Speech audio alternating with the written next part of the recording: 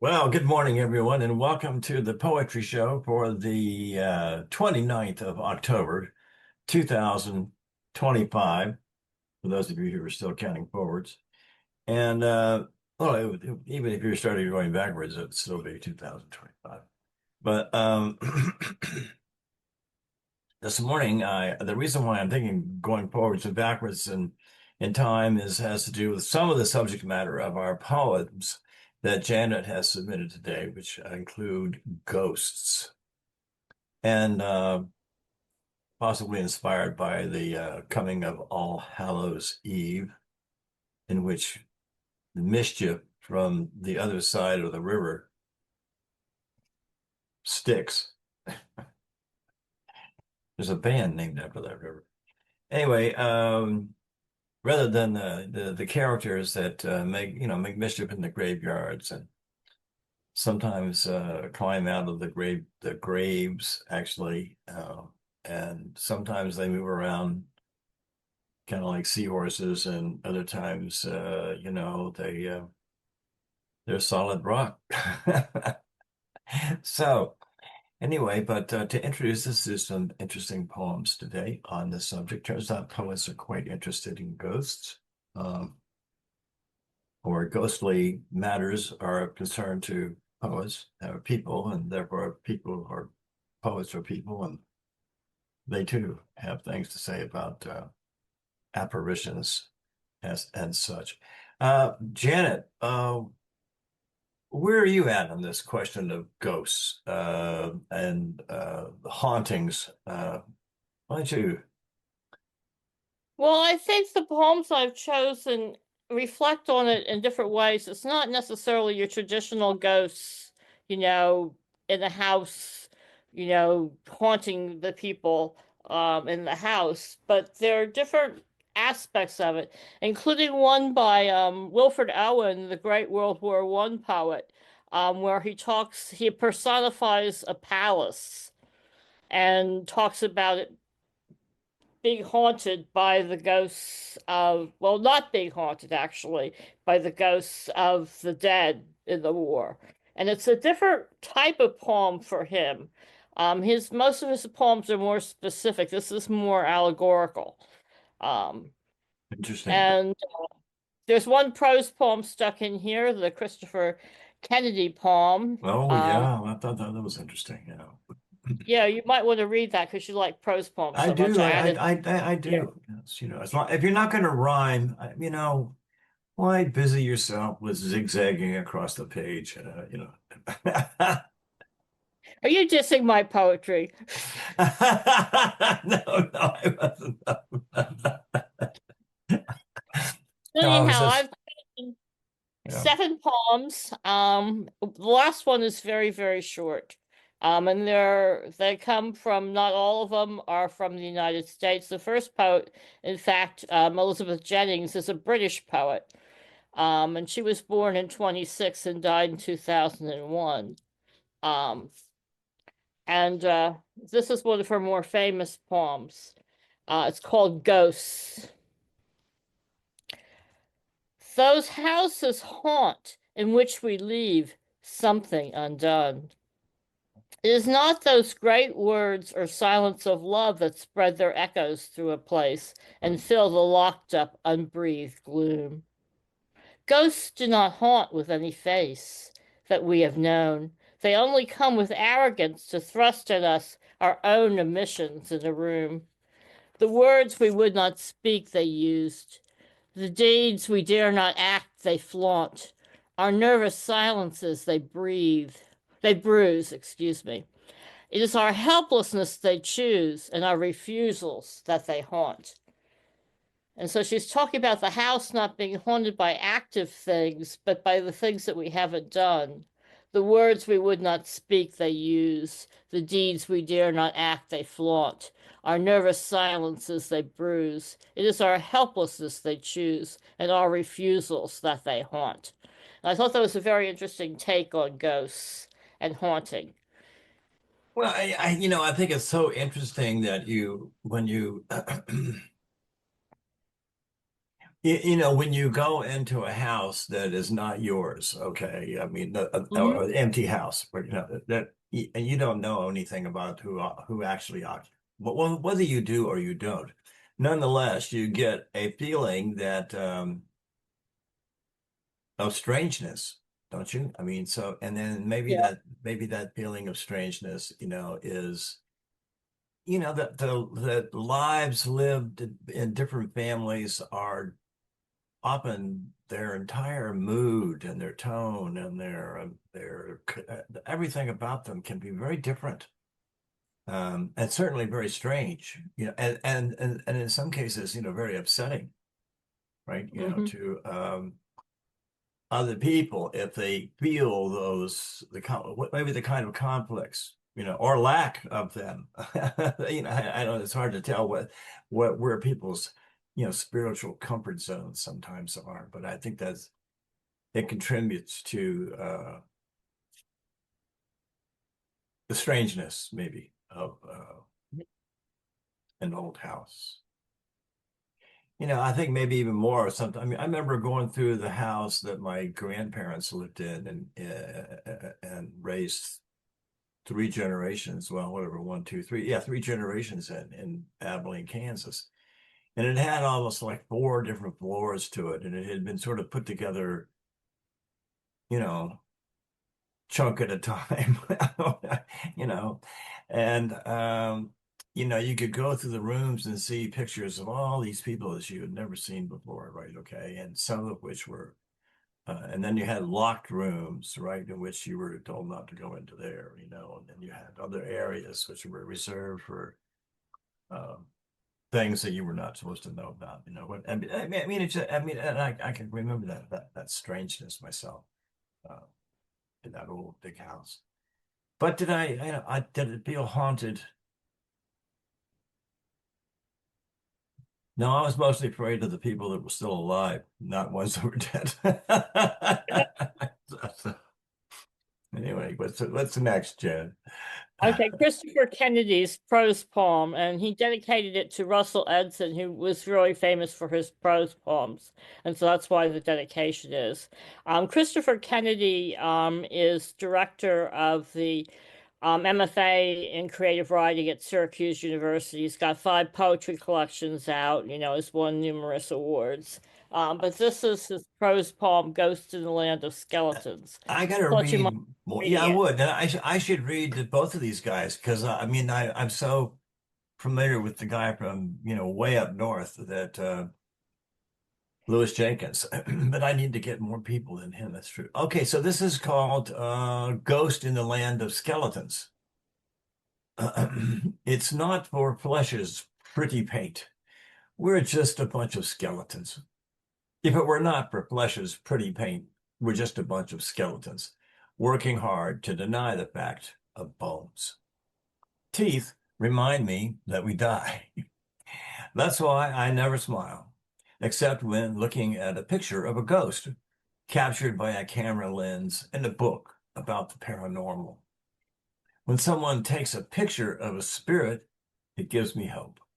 I admire the ones who refuse to go away. Lovers scorned and criminals burned. I love the dead little girl who plays in her yard, a spectral game of hide and seek. It's the fact they don't know they're dead that appeals to me most. Like a man once said to me, "Do you ever feel like you're a ghost?" Sure, I answered, every day. He laughed at that and disappeared.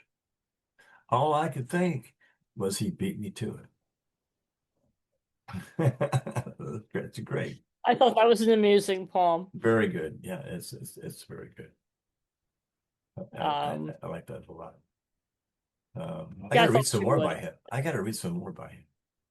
I don't know if he writes only prose poems, but that particular one was a prose poem. Oh yeah, he mixes around, does different things. I see. Yes. But I thought that was an interesting poem. And now we're going to go to the Wilfred Owen poem. And I had to read this one a few times before I caught on to the fact that he's personifying the palace as a she. Um, Yeah, when you And so mentioned that, I hadn't noticed that when I first read through it here this morning, but yeah, it doesn't make sense otherwise. But so it's called The Kind Ghosts. And Wilfred Owen, of course, was very bitter about the carnage of World War One, and he wrote brilliantly um, poems in protest. And then he died in the last 2 weeks of the war. Um, but he's, in my opinion, the finest of the World War One war poets. I prefer him to Siegfried Sassoon and some of the others. But this is called The Kind Ghosts. She sleeps on soft last breaths, but no ghost looms out of the stillness of her palace wall, her wall of boys on boys and dooms on dooms. She dreams of golden gardens and sweet glooms, not marveling why her roses never fall, nor what red mouths were torn to make their blooms. The shades keep down which well might roam her hall, quiet their blood lies in her crimson rooms, and she is not afraid of their footfall. They move not from her tapestries, their pall, nor pace her terraces, their hecatombs, lest aught she be disturbed or grieved at all. So here's a personified palace where the ghosts are quiet because they don't want to disturb the silence, but they're there. Her right, wall of right. boys on boys and dooms on dooms. So this is a Boys much on more boys and dooms on dooms. Boy, yeah.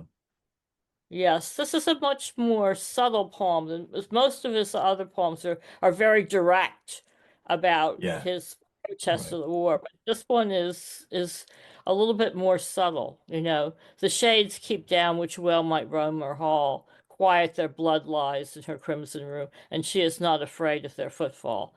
So here is a point where instead of being actively haunted, the ghosts of the dead soldiers actually refrain from being active in this. They move not from their sacrifices, their pall, their pacer terraces, their hecatombs. They're still there, but they're not active. What's a hecatome? Hecatome? Uh, I think it's some kind of a Is it a burial or something? burial type. I'm not really sure how it differs An from ancient In ancient Greece and Rome, a great public sacrifice, originally of 100 oxen. That's a hecatomb. Hecatomb. I'm While not also sure. meaning excessive, it also means an extensive loss of life or Yes, excessive urbanization, global warming, and various pollutions are at the I think it would mean origin of extensive loss of hecatomb. life here because of Okay, right. that would make sense there. Nor pacer terrace, they're hecatombs. Right. Okay, good. Oh, okay. All right. Well, I didn't get it. So about the bit about the palace. So actually it didn't make a lot of sense to me to start with. And so but now it makes more sense, but I'm not sure I still get it in a way, but yeah, just He's saying that the ghosts are there and they're all piled up, bodies yeah. upon bodies and, doom upon doom, boys upon boys and doom upon doom. But they're not actively haunting out of respect for the palace, which is personified as a she. So, Yeah, so it's right. a Should more in it. subtle poem than many of his poems, but I thought it was Yeah, interesting interesting. and a Yeah. different take on ghosts. I was looking for non-traditional ways of looking at ghosts. All right. Well, that In was the certainly one right there. So what's next on the ghostly banister, shall we say, um, Petrosino's poem. Kiki. Yeah, Kiki. She's at the University of Virginia. A younger poet. I guess they all look younger to me at my age. Um, she's a full professor down there, professor of poetry at the University of Virginia. Well, they're pretty And, stuffy down there about always were, so she's probably pretty good, you know. So yeah, and this is just called Ghost, and it's after Anne Sexton. I looked at the Anne Sexton poem that she claims was the source poem, and I really didn't like it. And I didn't think it was appropriate for the show. Um, but she references a poem by Anne Sexton called Ghosts. right, okay, I all liked right, her poem much better. all right, Um, so this is called Ghost by Kiki Petrosina. Some ghosts are my mother's, neither angry nor kind, their hair blooming from silk kerchiefs, not queens, but ghosts who burn down the hall on their with their curved fins, who who hum down the hall, excuse me, on their curved fins, sad as seahorses. So not queens, but ghosts who hum down the hall on their curved fins, sad as seahorses. right, Not all ghosts are mothers. I've counted them as I walk the beach. Some are herons wearing moonrise like lace. Not lonely, but ghostly. They stalk the low tide pools, flexing their brassy beaks, their eyes. But that isn't all. Some of my ghosts are planets, not bright, not young, spiraling deep in the dusk of my body as saucers or moons, pleased with their belts of colored dusk and hailing no others.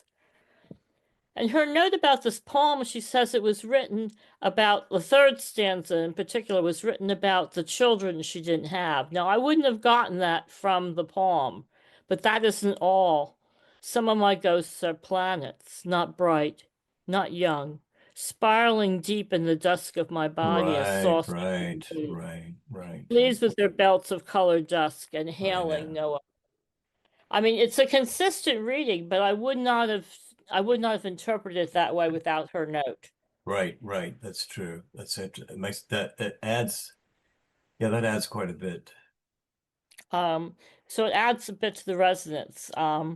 And so it Right. opens with some are my mother's, which I thought was really a brilliant opening line. I mean, talk about a hook, Yeah, you exactly. know. Yeah, right, right, right. Because it'd be difficult to not say so. Oh man. No, And that's then very she a beautiful poem. A beautiful poem. And yeah, I'd then she never heard of her. has that beautiful stanza about the herons in the middle, not lonely but ghostly.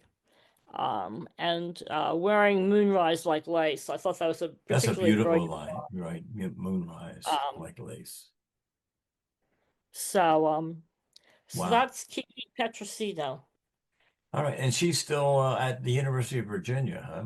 Yes, yes. All right. Well, they have a very long reputation for literary stuff, so that's interesting. Yeah. And the When I was next, at the University of Virginia, their English department was the best of the. I attended several, but theirs was the best actually. I mean, they had serious people who had serious, you know, reflections on the and knowledgeable, you know, about the various aspects of the literature that I took, you know, and they were very good. And so I'm impressed kind of that that's where she is. It's interesting. I don't remember that many poets they had there. They had novelists. They didn't usually have poets. well, Gregory Okay. Orr was down there. I don't know if he was there when you were No, I there. know that would have been, you know, after me, I'm sure. He's retired from there now. All And right. then Well, so what is next, by the way? Edward Eric Pankey, Oh, um, right, Restless right. Ghost, and anything you want to read, just stop me I and like read. this one. This is a good one. This is a good one Okay, about the wasp nest. Yeah, right. yes. Okay.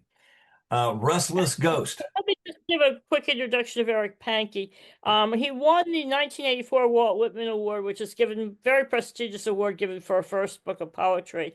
And he's now currently at George Mason University and lives in Fairfax, Virginia, with his wife. All right. Okay, so he's nearby, actually. Okay, just Yeah. across the river, the Great River. All right. Okay, Restless Ghost, Eric Pankey. The wasp's paper nest hung all winter. Sun angled and low and oblique, backlit with cold fever, the dull lantern. Emptied, the dangled nest drew near him, gray, translucent. At times, an heirloom of glare, paper white as burning ash. Neither destination nor charm. The nest possessed a gravity, lured him nonetheless, and he returned to behold the useless glow, eclipse, wane, and wax. He returned, a restless ghost in a house the wind owns, and the wind went right through him. I thought that was remarkable because you think it's Whoa, just going to be a description of the wasp nest, and then at the very end you understand that what's coming back to look at the wasp nest is actually a ghost, and the house where the wasp nest hangs is a house the wind owns, so it's a right? deserted house. That's right. And the roof right through him. Yeah. I thought that was an interesting surprise and twist at the end of that I thought it poem. was That's why. great. Yeah. Yeah. That was beautiful. Beautiful. Yeah, it's interesting what you can do with the ghost um, apparition, right? Because it's always, well, we're going to assume from the moment that it actually is always an apparition, but of what? It's always great. Anyway, that's beautiful too.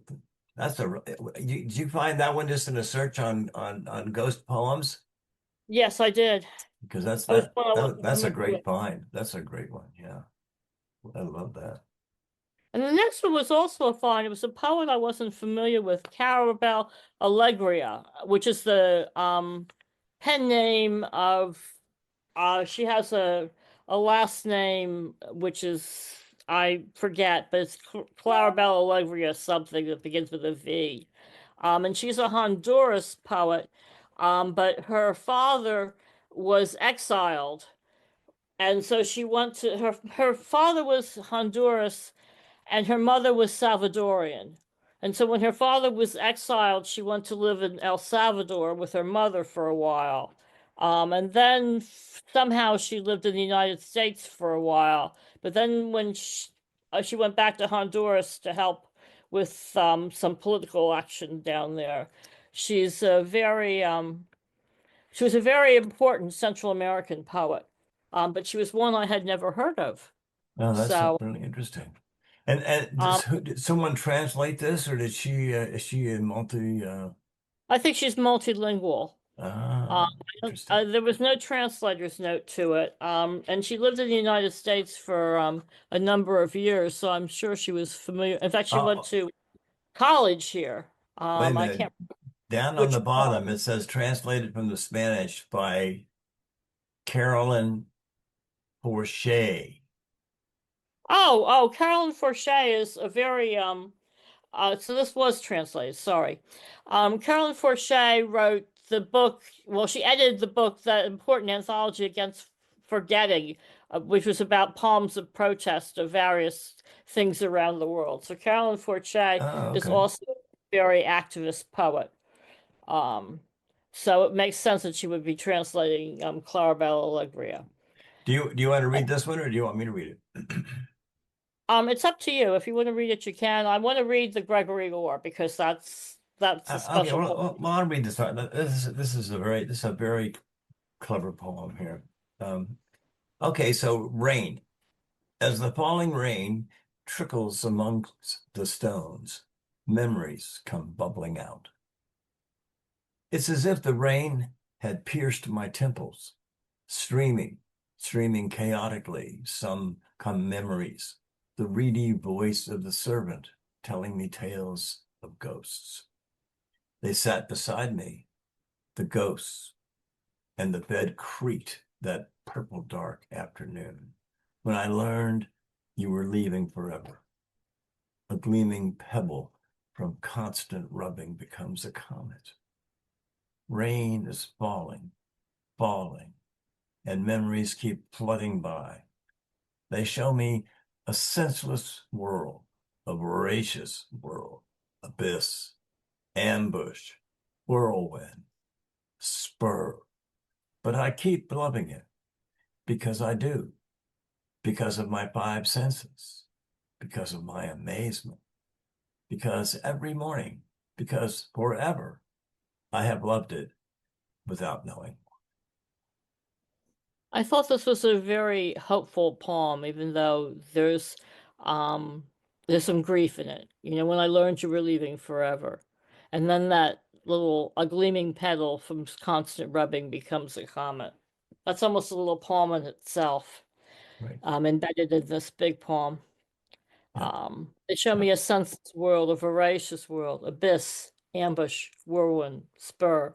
But I keep loving it because I do, because of my senses, because of my amazement, because every morning, because forever. I have loved it without knowing why. And I thought that this was important about, how to keep loving the world even when abyss, ambush, whirlwind, spur. So, Absolutely. Absolutely. Yeah, it's a timely poem, my dear. That's so a timely poem. Yeah, I like that one the best so far, to be truthful. I Um, thought it was a remarkable poem. right. And the last poem is by Gregory Orr. And Gregory Orr is retired from the University of Virginia. And he wrote a lot of poetry, a number of poetry books, including late in life his poetry changed from more surrealistic to poems about the beloved, very mystical, beautiful poems, his last couple of books. And this was called The Origin of the Marble Forest. Oh, the other thing about Gregory Orr is he wrote a very brilliant prose book called The Poetry of Survival, which is and a memoir called The Blessing. So he wrote in prose as well as in poetry. Um, his early poems are if you read the whole arc of his poetry, you can see an evolution in his poetry. But this is called The Origin of the Marble Forest. And the title is just a very short poem. In a short poem, everything has to work. The title, the punctuation, I mean, everything has to be perfect in a short poem because you just don't have time to make mistakes as you do in a more discursive, longer poem. So this is called The Origin of the Marble Forest. Childhood dotted with bodies. Let them go. Let them be ghosts. No, I said. Make them stay. Make them stone. Amen. Amen. Ah, boy. So I Well, thought it was a very powerful short poem, about how, some people advocate, you let your dead go, let them be ghosts. And he says, no, make them stay, make them stone. And that's where the marble forest comes from, the stone dead of his life, of his right, childhood. right. So I thought that was a very beautiful poem. It is. Well, I mean, because you immediately see this a cemetery, right? I mean, it's just as a Yes. marble forest. So I mean, yeah. Um, make them stone. No, let them go. Yeah, Gregory Orr is one of my favorite poets. I studied him in graduate I know school. he's I very was gonna good. write my ECE on him, but then they told me I couldn't. So I wrote on something else. Too many had already written about him or something like that. They had too many. Yeah, well, he had visited. They said they had too many people had written an ECE on him, so they I couldn't. see. I see. Okay. Well, I But think these I was, are very nice poems, and I particularly like the rain one with the Honduran or Nicaraguan or or El Salvadoran poet. I thought that moved me the most. yes, I thought that But was a I very also thought the prose poem was delightful, so yeah.